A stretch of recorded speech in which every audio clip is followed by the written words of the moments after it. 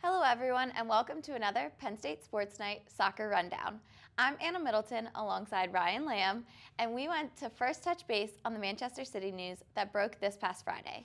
UEFA announced that Manchester City has been banned from European competition for 2 years and fined roughly $32 million for not following the UEFA financial fair play regulations. Now let's start out. For some people who don't know what we're talking about right now, Manchester City was found guilty of 2 charges last May. They were falsely inflating sponsorship revenues when making submissions as part of the financial fair play compliance process, and they were also breaching regulations by failing to cooperate in the investigation of the case by the club financial control body. Ryan, how are you taking the news, though, that just came out this Friday that they will at least lose 2 years? As a Manchester United fan, I'm happy. I'm happy to see him kind of fall, but then in a way that it's good to see the financial fair play rules established by UEFA and other footballing bodies. It's glad to see them actually coming in play instead of being like a slap in the wrist, like a few fines and whatever. That's usually the history of this type of rules. They really came down hard on Manchester City because mainly it's from the Der Spiegel article from earlier, citing that they have information from the CFO, Chief Financial Officer of City, that, the money laundering thing, basically they're sponsored by an oil-rich country of its own, and they're throwing money here and there with their sponsor in Etihad. And, I think it's a very interesting scenario because we haven't encountered that yet in a way, but then also everyone's going to be gone when you think about it. 2-year Champions League ban. First of all, they won't have the revenue to sustain their spending habits in buying players and also giving them very, very lucrative contracts. Mm-hmm. And the players and Pep Guardiola as well, the manager, I don't think they're going to stay just because they're not going to waste 2 years in their prime not having a chance to win the biggest club competition in the world. Oh yeah, especially. And speaking of that, we already have, with Manchester City playing Real Madrid soon, we already have Raheem Sterling has a contract with Manchester City till 2023. But Real Madrid has already said they want him by the end of the summer. Okay, but then Real Madrid wants everything that moves on the soccer pitch. That has been established, but then I think the problem goes beyond that, in that even the Premier League is looking to dock points or maybe strip Man City's title in the 2011 to 2016 seasons. So that will be a big trouble for the team, which is basically a quick startup franchise that relied on money to build their success instead of like a culture. So they might roll in the lower leagues a little bit, less so like a Juventus did with the match fixing scandal in like 05, 06-ish, but more like Leeds United, where if they're down, they were kept down there. And I don't understand how this is going to work. But then obviously, you talk about that. I think Real Madrid, segueing into Champions League, a competition that City won't be in 2021 and 2022. Oh, yeah? Real Madrid is a far better team, especially with the midfield. They could field the likes of Isco, Federico Valverde, one of the favorite young midfielders in my book, and also Casemiro and Modric. They could just switch it up and overrun Manchester City in the midfield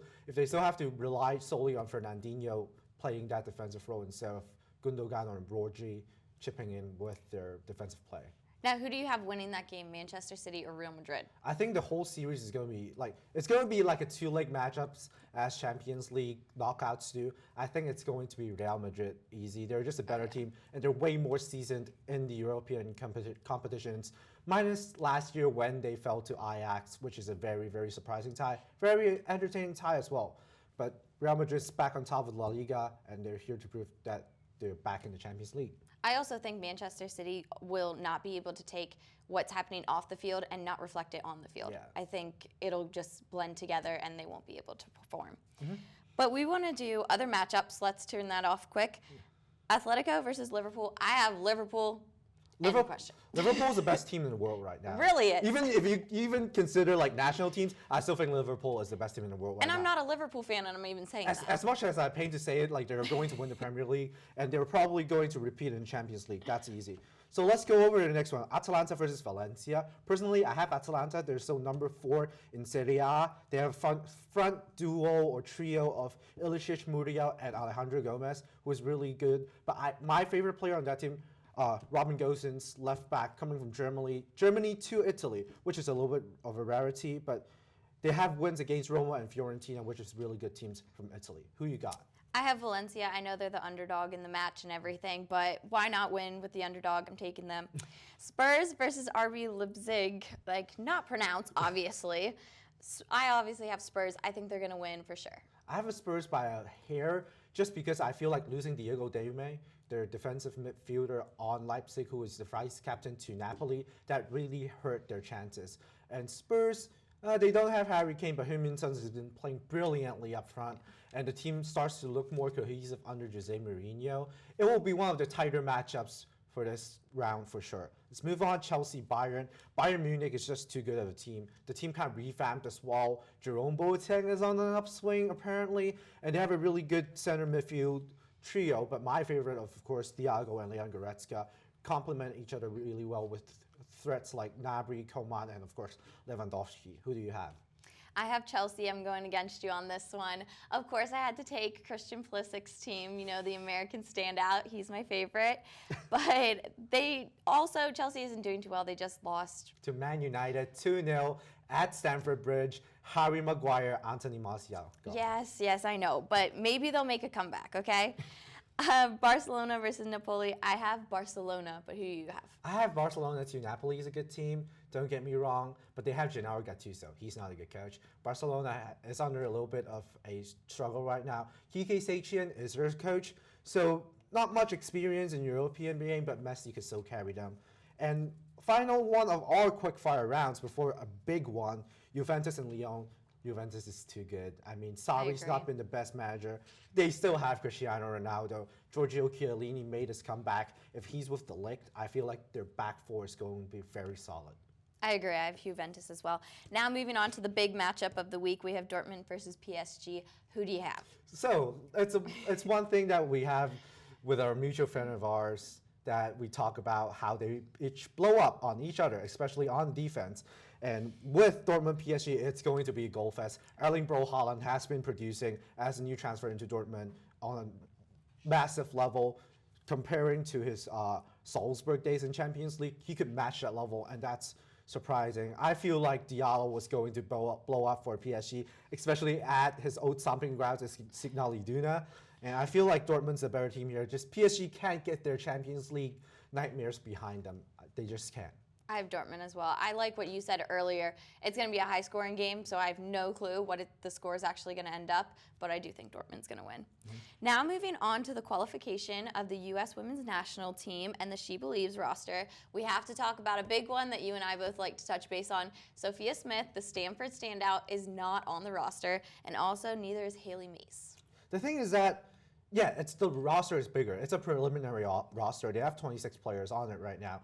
So I feel like that's a little bit of a conservative move, considering, you need the Olympic qualification so you field your best players. You don't mess with what Jill Ellis has, and the team has played very well for the most part. But then this She Believes Cup, it should be Vlatko Andonovski opportunity to retool the squad, put some new creativity in, especially. People say Jill Ellis is always a rigid coach, and this is Vlatko's time to shine. And with his omission, with those players, I know Malpu's in. I know players like Mitch Purse are in, but then he needs to be a little bit more creative with his selection. And I'm a little bit disappointed with, seeing no Sophia Smith, no Haley Mace amongst other players. I think it's interesting, though, that he did bring Mallory Pugh back, just because she wasn't in it in the other qualification rounds. I mean, also she's probably sitting at home and be like, I might play better than some of those players up front. Not to shade anyone, but they have a problem at the 9 with Alex Morgan out. They're sliding Tobin Heathen, they're sliding Carly Lloyden. Don't really know what's with both of them. No one knows what they're going to do.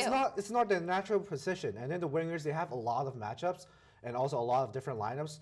I feel like the best one is with Press and Tobin Heath, but then they have to field a 9-hole, and you just don't really know what they're going to do right now. With Morgan actually hoping to try to return for the Olympics, so there's a lot of question marks, and it's up to Vlatko to solve it.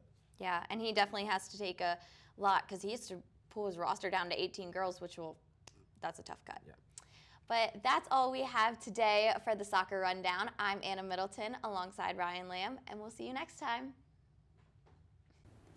Thank you for watching our latest edition of Penn State Sports Night. If you're a fan of our content, please be sure to subscribe to our YouTube channel for more clips. Also follow us on Twitter at PSSN TV and on Instagram at PSU Sports Night to keep up with the action. For all my colleagues, we are Penn State Sports Night.